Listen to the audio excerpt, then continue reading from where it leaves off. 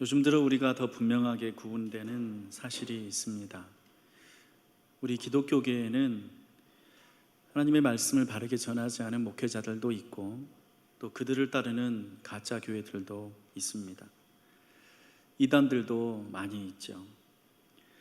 근데 그런 교회답지 않은 교회들과 이단들로 인해서 우리 기독교 신앙 자체가 의심받고 위협받는 실정인데요.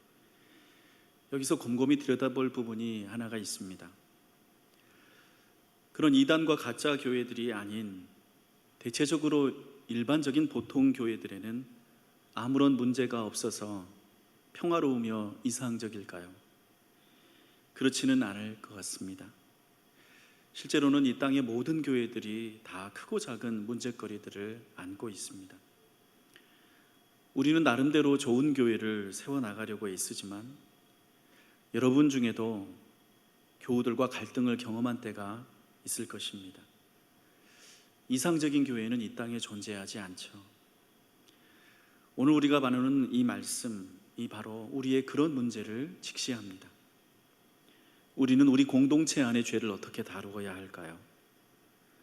혹은 교인들 사이에 일어나는 갈등을 어떻게 해결해야 할까요? 바이러스 감염증이 지금은 모든 문제들을 다 덮어버리고 있는 것 같지만 언제가 되든 이 감염증이라는 두터운 암막이 걷히고 나면 우리의 문제들도 다시 드러나게 될 것입니다. 감염증 이전에 우리는 완벽한 사회와 완벽한 교회에서 살아왔는데 감염증 때문에 엉망이 된 게 아니니까 말이죠. 예수님은 참 지혜로우시고 또 솔직하신데요. 교회를 이루고 세워나갈 우리들을 향해서 우리가 교회 안에서 겪을 어려움들을, 그리고 같은 믿음을 가졌다고 말하는 사람들끼리 갖는 어려움들을 인정하시고 또 그 해결책을 안내해 주십니다. 막연하게 교회는 좋은 곳이다 혹은 이상적인 곳이라고 말하지 않으시고요. 교회가 사실은 죄인들의 공동체라는 아주 기본적인 전제를 일깨워 주시는 것이 오늘 말씀입니다. 날마다 언론에서 교회를 언급해 주니까 사람들이 교회에 대한 관심이 아주 많아졌습니다. 대개는 나쁜 평 일색인데요. 저도 그런 댓글들을 읽으면 밤에 잠이 안 오고 무척 속상합니다. 그래도 조금씩 읽어보는데요. 거기에는 제가 귀담아 들어야 할 말도 있으니까요. 하지만 전체적으로 보자면 의외로 사람들이 교회에 대해서 잘 모른다는 느낌을 받습니다. 교회를 헌금 장사하는 자영업으로 비난하면서 11조를 11% 내는 돈이라고 생각하는 경우나 세금과 관련된 틀에 박힌 비난들을 하는 경우들이 그렇습니다. 그런데 그 중에서 오해 아닌 오해가 오늘 말씀과 관련해서 주목할 만합니다. 바로 교회 다니는 사람들을 이기적인 나쁜 사람들로 비난하는 말입니다. 우리는 이 비난이 부당하다고 생각하겠지만 오해 아닌 오해라고 말씀을 드렸듯이 아주 틀린 비난만은 아닙니다. 왜냐하면 교회는 애초에 득도한 사람들의 모임이 아니라 죄인들의 공동체이기 때문입니다. 기독교와 불교가 서로 다른 점이 여기에 있는데요. 사실 불교나 기독교는 모두 다 이 세상을 죄로 가득 찬 사회로 봅니다. 원죄와 타락이라는 기독교 교리나 이 세상을 고난의 바다 혹은 진흙탕 같은 세상으로 보는 불교관이 그렇죠. 그런 세상에서 살면서 상처받고 상처 주고 그러다가 스스로 견딜 수가 없어서 벗어나고 싶은 사람이 종교에 귀의합니다. 그런데 불교에서는 그런 죄인이 수도 생활을 통해서 스스로 격리됩니다. 깊은 산속 절에 들어가거나 아니면 더 큰 죄를 짓고 있는 사람은 더 높은 곳에 자리한 암자에 들어가서 사회와 절연에 자신을 정화시킵니다. 진흙탕에서 연꽃을 피워낸다고 하지 않습니까? 그런데 이에 비해서 기독교는 어떻습니까? 하나님 앞에 나와서 나 자신이 죄인임을 인정하고 회개합니다만 그 순간에 인성이 바뀌는 것은 아닙니다. 습관과 사고방식이 그대로 남아 있습니다. 불교처럼 자신을 격리하지 않고 기독교인은 회개한 후에도 이 사회에 그대로 남아서 교회를 다닙니다. 영적으로는 구원을 받았지만 그 사람의 인성과 습관은 변하지 않은 채로 교회를 다니기 시작하는 것이죠. 그래서 기독교 신앙에서는 거룩과 성화의 과정, 말씀을 듣고 깨달아 순종하는 삶을 강조해 왔습니다. 거룩과 말씀이 없다면 교회는 단지 후회하는 죄인들의 모임, 그 이상이 아니기 때문입니다.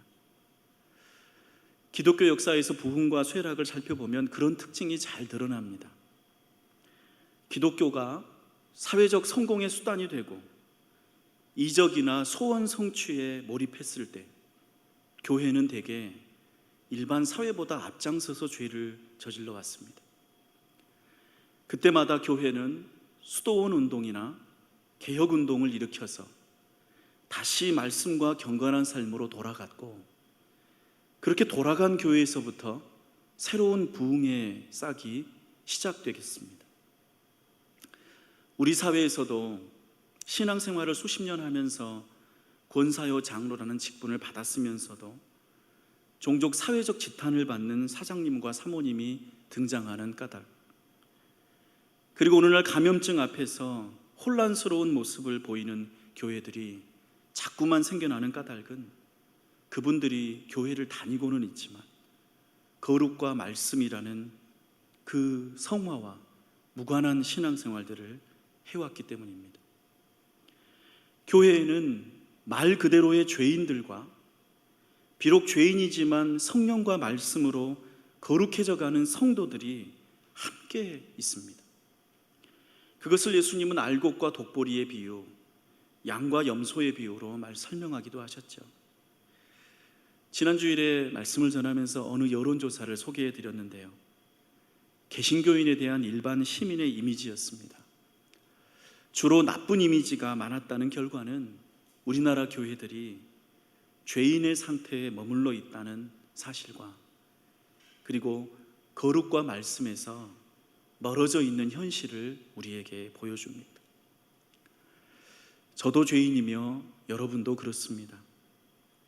하지만 우리가 죄인에 머물러 있지 않고 날마다 그리스도의 마음을 닮아가기를 원합니다. 성령의 도우심과 말씀의 깨달음으로 거짓을 버리고 진리를 향해서, 빛을 향해서 나아가는 우리가 되기를 축복합니다. 그리고 그 길을 함께 가기 위해서 우리는 지금의 현실을 바라봅니다. 우리 주변에 실망스러운 교인이 있을 때, 갈등을 일으키는 교인이 있을 때 우리가 어떻게 해야 하는지를요, 우리 오늘 말씀 15절을 함께 읽습니다. 너의 형제가 죄를 범하거든 가서 너와 그 사람과만 상대하여 권고하라. 만일 들으면 네가 너의 형제를 얻은 것이요. 예수님은 이렇게 말씀하십니다. 너의 형제가 죄를 범하거든 이라고요. 세상 사람들이 죄를 범하거든이 아닙니다.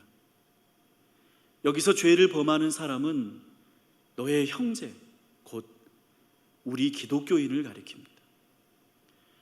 그러니 성도님들, 죄를 범하는 교인들을 만나시더라도요, 너무 이상하게 여기거나 노여워하지 마십시오. 어느 교회와 어느 교인들의 일탈, 그들의 범죄와 같은 행동을 접하실 때 그것은 교회가 뭔가 크게 잘못됐다는 증거는 아닙니다. 그러니 너무 실망하지 마십시오. 비록 인정하고 싶지 않더라도 그것이 교회입니다. 다시 말씀드리지만 교회는 죄인들의 모임이며, 교회가 이 세상에 존재한다는 사실은 내 자신이 아무리 거룩하게 살더라도 언제나 새로운 죄인들이 교회 안에 들어온다는 뜻입니다. 중요한 점은 그런 죄를 다루는 방식이죠. 분노하거나 낙심하거나 이런 실정이니 나는 이제 더 이상 교회를 다니지 않겠다는 결심은 교회가 무엇인지 처음부터 오해한 때문입니다. 예수님은 교회에서 죄를 범하는 일이 일어날 것을 예견하시면서 세 가지 단계를 거치도록 하십니다. 그리고 그 단계들을 거치는 목적이 방금 읽은 15절에 먼저 드러나 있습니다. 만일 들으면 내 형제를 얻은 것이요, 그 교훈을 얻는 것이 목적입니다. 잘못했으니 절교한다, 다시는 상종하지 않는다가 아닙니다. 얻으려고 하는 것입니다. 15절의 배경이 되는 구약 말씀이 레위기 19장 16절과 17절입니다. 제가 읽겠습니다. 너는 네 백성 중에 돌아다니며 사람을 비방하지 말며 네 이웃의 피를 흘려 이익을 도모하지 말라. 나는 여호와니라. 너는 내 형제를 마음으로 미워하지 말며 내 이웃을 반드시 견책하라. 그러면 네가 그에 대하여 죄를 담당하지 아니하리라. 이 레위기 19장의 말씀에서 형제를 비방하는 일을 하고 미움받을 그런 마음을 품게 되는 이유는 그런 사람이 신앙 공동체 안에 생겼기 때문입니다. 그냥 아무것도 아닌 상황에서 비방하지 말고 아무것도 아닌 상황에서 미워하지 말라고 하는 말씀이 아니라 같이 신앙생활 하는데 우리 중에서 비방 들을 만한 일을 하는 사람이 생겨났고 우리 중에서 미움 받을 만한 일을 하는 사람이 생겨난 경우에 관해서 하나님은 그 사람에 대해서 미워하지 말고 비방하지 말며 그를 견책하라고 말씀하십니다. 그리고 오늘 우리 마태복음서 18장 말씀에서도 내 형제 중에 죄를 범하거든 그를 권고하라고 말씀하십니다. 견책이 무엇인가, 권고가 무엇인가는 중요하지 않습니다. 사실 우리는 그 의미가 무엇인지 잘 알고 있으니까요. 그보다는 무엇을 하지 말고 견책할 것이며 무엇을 하지 말고 권고할 것인지가 중요합니다. 우리가 문제를 일으키는 그리스도인을 만날 때 하나님께서는 우리에게 돌아다니며 비방하지 말고 피를 흘리지 말고 마음으로 미워하지 말라고 하십니다. 이런 행동들을 하는 대신에 그에게 권고하라고 하십니다. 저도 이 말씀 앞에서 제 자신을 돌아봅니다. 그리스도인들의 잘못된 행동을 접하면서 단지 비방하면서 떠들어댔는지를, 피를 흘리도록 피해를 주었는지를, 마음에 미워했는지를 생각해 봅니다. 레위기 19장과 마태복음서 18장에서 하나님은 그렇게 하지 말라고 하시며 권고하라고 하십니다. 물론 죄를 범하는 그들을 우리가 만날 수 없다면 권고도 못하겠지만요, 여기에서 예수님이 어떤 의도로 이런 말씀하시는지 우리는 알 수 있습니다. 16절은 두 번째 단계로 한두 사람을 데리고 가서 권고하는 것, 17절은 세 번째 단계로 비로소 교회에서 공개적으로 알리라고 하십니다. 그런데 그렇게 해도 그 사람이 자신의 죄를, 그 허물을 버리지 않는다면 그때는 이렇게 합니다. 우리 17절 말씀을 함께 읽습니다. 만일 그들의 말도 듣지 않거든 교회에 말하고 교회의 말도 듣지 않거든 이방인과 세리와 같이 여기라. 이방인과 세리와 같다는 것은 그 사람이 더 이상 그리스도인이 아니라는 뜻입니다. 근데 여기서 어떤 사람들은 또 오해합니다. 그러면 그 사람들이 더 이상 그리스도인이 아니니까 이제는 그 사람들을 미워해도 되고 피를 흘려도 상관이 없고 마구 뒷담화를 해도 좋을까요? 아닙니다. 기독교는 그런 종교가 아닙니다. 우리는 예수님이 이방인과 세리를 어떻게 대하셨는지 성경을 통해서 압니다. 그들을 찾아가셨고 그들과 어울리셨으며 복음을 전하셨습니다. 이방인과 세리와 같이 여기라는 말씀은 우리가 할 만큼 했으니까 이제 미워해도 된다는 포기의 선언이 아닙니다. 다시 처음부터 그들을 전도하라는 뜻입니다. 에스겔서 33장 11절은 이렇게 선포하십니다. 주 여호와의 말씀이니라. 나의 삶을 두고 맹세하노니 나는 악인이 죽는 것을 기뻐하지 아니하고 악인이 그의 길에서 돌이켜 떠나 사는 것을 기뻐하노라. 이것이 하나님의 마음입니다. 악인이라도 돌이켜 사는 것을 기뻐하신다고요. 성도님들 요즘 얼마나 답답하고 힘드신가요? 바이러스 감염증으로 사방이 막힌 상황에서 생계의 신락 같은 희망을 찾아보려고 애쓰시죠. 우리 사람의 기본적인 활동도 제대로 못하니까 얼마나 불편하십니까? 아무도 보지 않고 아무도 알지 않는다면 어딘가로 가서 펑펑 울고 싶은 마음이죠. 그런데 이 중에 다른 생각을 가진 교회들이 상황을 더 어렵게 하고 교회를 욕되게 하니까 우리에게서 미움이 생겨납니다. 저도 그렇습니다. 우리 성도님들이 온라인으로 예배를 잘 드리시겠다고 생각을 하면서도 텅 빈 예배당에서 저 혼자 있으려니 도대체 힘이 나지도 않고 또 여러분들이 보고 싶습니다. 근데 그런 와중에 오늘도 어떤 교회에서 확진이 났다는 소식에 마음이 속상하고 못마땅하죠. 지난 주간에 어떤 분이 저에게 문자를 보내셨습니다. 직접 만나지 못하니까 문자를 통해서 고민을 털어놓으셨습니다.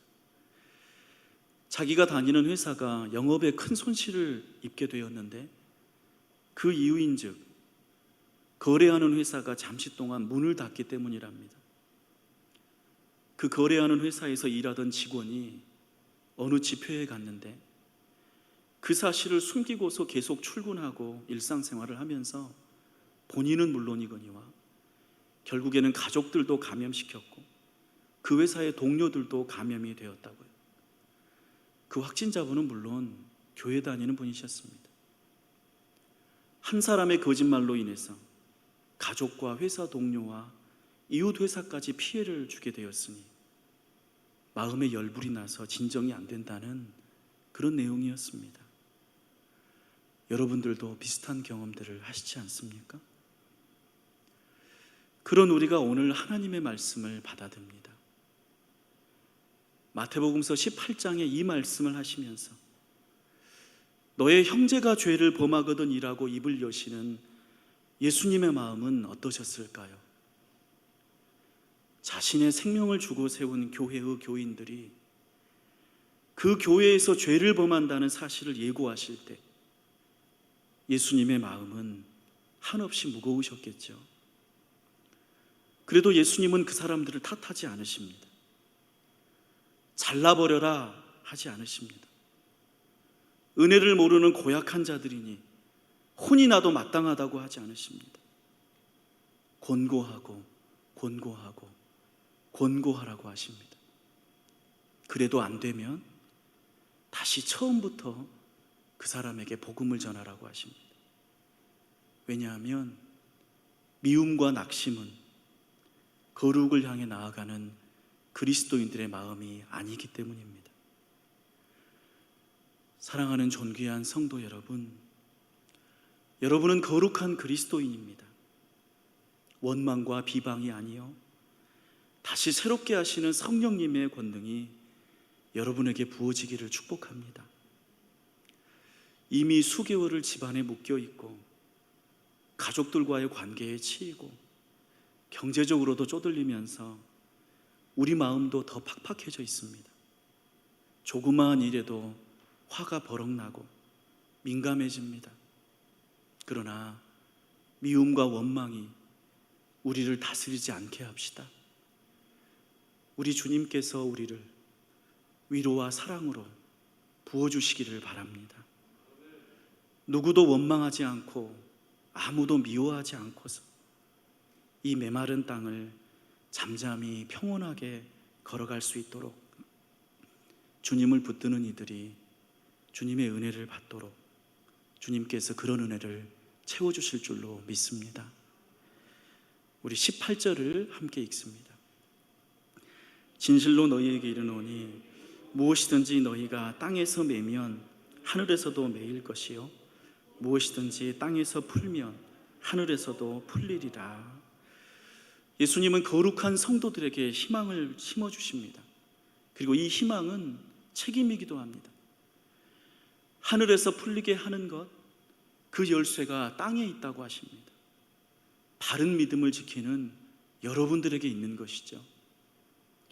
죄를 범하는 성도들은 땅에서 매는 사람들입니다. 그들을 통해서 전도의 문이 막히고 교회가 욕을 먹고 그리고 복음이 더러워집니다. 뉴스를 보면 그런 교인들만 있는 것 같은 착각에 빠집니다. 그러나 그보다 훨씬 더 많은 성도들이 이 땅에서 매는 자가 아니요 푸는 자로 살아가고 있음을 저는 믿습니다.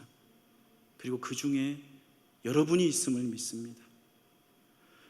예수님은 교회의 현실을 잘 아셨습니다.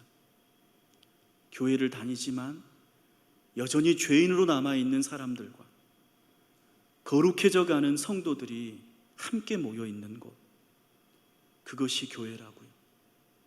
그러니 너무 실망하지 말고 그 중에서 거룩해지기까지 자신을 말씀과 성령으로 구별하는 것, 그리고 그런 이들을 통해서 하늘에서도 풀리게 하는 것, 이 거룩한 책임과 은혜가 오늘도 온라인 예배로 함께하는 우리 성도님들에게 임하시기를 축복합니다.